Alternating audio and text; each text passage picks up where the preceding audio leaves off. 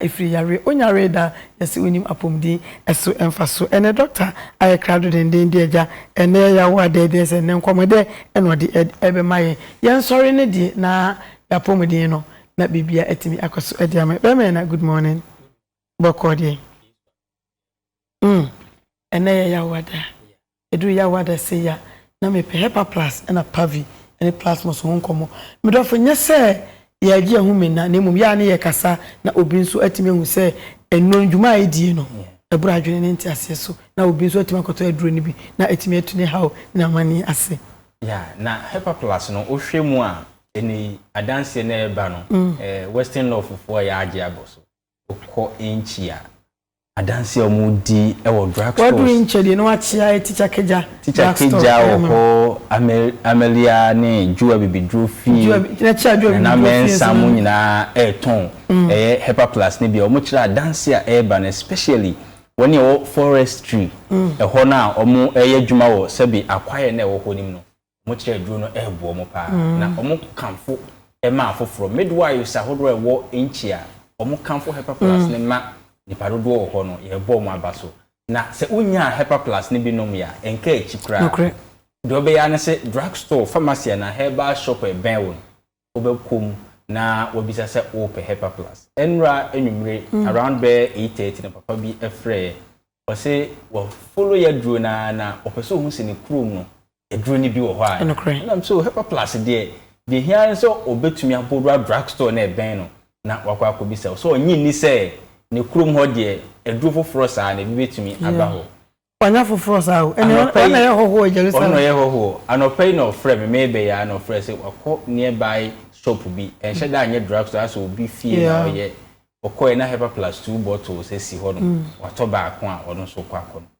Hepa Plus ebo asiesie ni padua no ema pomodin ankasa esipi esita enti so oyo obema na onum bia na me se obema ye na e kan ni padua no ho nti no uhia se onom Hepa Plus a saa bonuses no a mema expect ni nyina no nso betumi enya bi sabe o mema sema ebe improve ni nyina e bonus ebi se obema ne ka oni padua no ho oyo oba menstrual issues obi ho a emma obi die so ho a eba so emma yie obi ho a pains ankasa na ofem udenya Hepa Plus ni binom na hwe adanse a osubedi obi so dware wi a sabe ne ho ekeka no odi afin ena na etiti ne ho last time obi videos ne pictures a WhatsApp me na say enye kra but o sha say no Hepa Plus about 6 to 7 bottles o say sa nyama ni nyina no wajai ana say ohunu bio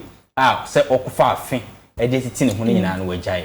Hepa Plus mixture na yadura eni doctors camfo say the last na physician bi o ajeso all camfo di ama ne patient a eba ho no o say onu ankasa lockdown ni madura na o de ne ho atoso Hepa Plus na obia nso waka Hepa Plus ho asem a kire ni bia no ba esan so ebeda na ase last time opanyin bi so a wa practice pharmacy for about 25 years wa Accra o se onu onje ebibiduro ni but platform bi also a public health experts ene gu so na so mo ka Hepa Plus ho asem o se cycle there eso mfa so ni free se be me amete public health ena me ye enti woni a meni won wo pages ahodo so no omo yisu aduro ni bi na omo nso share enti ne platform so no wo no se omo nka bibiduro ho asem onim de ye after all of a sudden Hepa Plus no they keep talking about it and we decided so or try be so omo kan no anim say omo nje bibiduro enti for them to be testifying to Hepa Plus na dey na say bia there's something good and unique about it no o sha say so no bi no ehun say yes sana na ntwepepa ni de stream ankasa na wo na nyema yanka na asantifo hu so na nka de nkrofo bi awie aha se na nka so de yo ebia na aye na mpapa eniti Hepa Plus na ankasa ne de o sha se onu bi no wo hu sampa edru papa ankasa no ekrom na de oye ya aye nipa bebre won wane se woni ana eba na ho bi mu wo cancers obi mu wo ho diabetes obi wo hypertension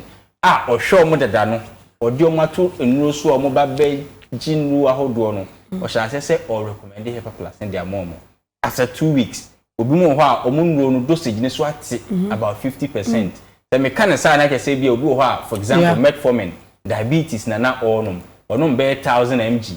a day after the after 2 weeks no onum 500 mg na say eso ate by half and na me chire mu sa obi wa no da hypertension eduru so ti see eso ate na dia akwa no say obi mu ho kra mo agyae we yi omo free wo mabro for duro ne so and still all monitor omo vitals no bibia so stable omo enom Hepa Plus no nti eba na Hepa Plus dia I go beyond the shores of Herbal no keke sanka bibiduro dia sebe one year a bibiduro di nkwana ebo abaso ana eka ho asem Hepa Plus dia obia eka ho asem nurses any driver for uko central market ye ma amemo uko mazi ne swami say friend Miami ya obia di Hepa Plus ho dance ya onso obetumi adi ho dance bi na ne bo no so ye 10 cedis. Okay. Baby abeku bia na Hepa Plus 10 cedis. Na ye kanfo say ebi ya nka busua bia no enya Hepa Plus ne bi ewo fidue nim na emboa bi so ohwe lecturers ene lawyers ahodo a say nka Hepa Plus mobile app e beka so mo subscribe to Hepa Plus no bosome ya abeso no mo afre ye the box ewo mu 30 e de akwa akosi won fee se wonso a wo hwe me bia wo hwe me free se hwi wo hwe me free afra wo hwe me free e bia atakrade be bia wo bia na se twifu pra so be bia wo bia no Hepa Plus ni bi eben wo kofori duafo a na e fresh na ansen shorty tisi a kofori duabu e wo honom be bia be ko bia no obetumi anya Hepa Plus ni bi etumi anom takwafo a e fre bugosofo be bia wo bia no Hepa Plus 10 cedis. Se uyo bia o hwe Royal TV anopai. O nsheda nya bibidro. O ase still o dwen bibidro for kro mu kasa dodo. Na dro bai nko ana. Ase almost eye bibia no. Edro ne honam se ni din no. FD for hwe mu no mo se edro ne for general well-being. Na se attract ni ma bebre. Se ebo mo ni padua na pom din nyina SCP esita enti emfa hone se dia o problem tie ese ni particular yare bia e kase yesa yare bia tete ma oni padua na apomodin SCP na ni nkyere mu na ankasa mpo bewie peye time a COVID-19 e ba ya be kire ni ma bebre on se COVID-19 ni enim ne din ni enim se de ne yare ne ikura no yin se de hu ne yare na boa no se de osifa ye na dwuma nyina ye hu kosi awie nanso yetumi ahunu se Ghana hankon over 30,000 people enya bi a recover ne omo ti omo nam ere omo didi eti na we di nchin ne ade a omo koba de bia woni sa 30,000 na atumi enya bi a recover ne cry free ho a ye wo bi mo ho a especially uko market ne smaller towns na say e bia o ye exposed but yare na nkas wo show symptoms wonam ho symptomatic a say still na ho de den body na nkasa etumi e recover and say e fight sa o how no na ansa na body betumi a fight yare bia anything ana yenya ho aduro no e kire se onipadua ni nyina ekonye ene de boa wo ansa na nipadua no so be kon aboa na se general well-being ho asema ye kana no pay na uwo bi na se uwo bia se bribia no wo hyemu kena se bi so sika e diamond na de bia wo yi 1 cedi ma ho 100 years sensa e bi kra na ndru 100 years sa na onipadua no so enei onipadua pomodin no SPS nya Hepa Plus 10 cedis na kosoa ma hoden no enyina yie ti ese de ne so gina ho no hwe yie no wa hwe ase ye de aduro ne bo na gina 10 cedis no a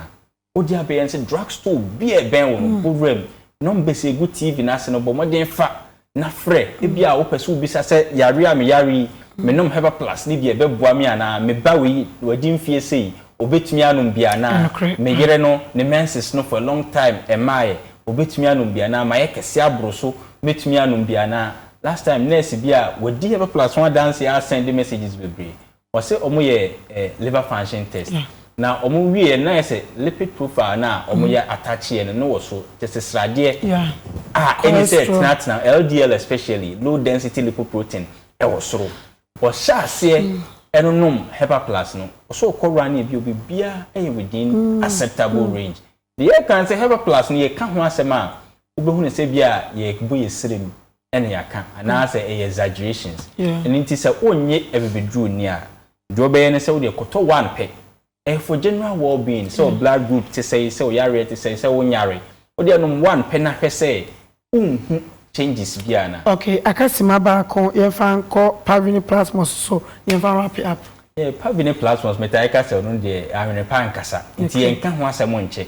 kane no na obi e malaria okọ drugstore no pa bibidru nkwan de a atro 7 bottles di ama no and I say take continuously for be 2-3 weeks ene di enhwehwemu ama Hepa Plus for the Pavi ne plasmos aba they say to one bottle pe Pavi 1 bottle plasmos nso 1 bottle pe oto a uti na ye o ya malaria ma onu ma ye o nwunu ho ye o hye a wo bi e de o no within don repair 1 hour be stable adansi we nipa bebre na edi na we stable acha 3 days and 4 days bottles nasa yare no so ne hobio enti na de 1 bottle pe e Pavi ne plasmos no e tu malaria sentente baby a Hepa Plus wo bia no Pavi ne plasmos so e wo ho enokra empanifo si ye ka danta nye danta ne danta na emu danta endi iska kokko ebo ano ye ka aduro de nya aduro ne aduro nemu aduro ene Hepa Plus Pavi and plasmos eno na me maso ahwaje de ene me di adansia eno ena me kam dafo me kamfo edi ama be ba cho ye fa course e kakra na ye di ene hwumadi no edi aba awie